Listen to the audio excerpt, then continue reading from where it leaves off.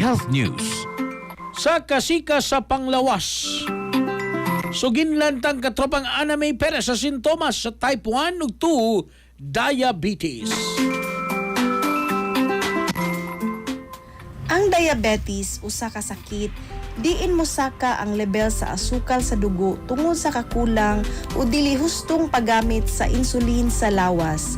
Adunay duha ka kasagarang klase niini, ang type 1 ug type 2 diabetes. Ang type 1 diabetes dili makahimo og igo nga insulin ang lawas tungod sa problema sa pancreas. Kasagara makita kini sa mga bata o batan-on. Ang mga sintomas niini ang kanunay nga pagkauhaw, sige og pangihi, kalit nga pagkaniwang, grabing kagutom, kakapoy ug panan-aw nga mahimong hanap. Samtang ang type 2 diabetes mao ang pinakakumon nga klase diin dili tarong nga paggamit sa lawas ang insulin o kulang na ang insulin nga mahimo niini.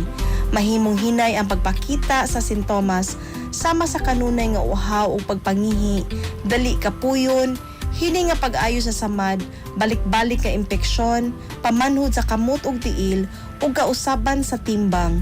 Gipasidanan sa mga eksperto nga dili angay pasagdan ang mga timailhan sa diabetes kay mahimo kining mosangpo sa komplikasyon sa kasing-kasing, kidney, mata ug mga ugat kung dili makontrol. Importante ang regular nga pagpa-check up sa blood sugar, husto nga pagkaon, ehersisyo o pagsunod sa tambag sa doktor aron malikayan ug makontrol ang diabetes. Mga katropa, adlaw-adlaw ang pag-inom sa Santon Vitamin C nga produkto sa Yesto Health, ang numero 1 bitamina nga makapalig-on sa immune system. Alang sa kahiusang Pilipino para sa Pilipinas, ako inyong katropa, Anamay Perez, XFM News. Kasikas Express Balita. Santon Plus Gold, mapalit sa mga butika sa inyong lugar.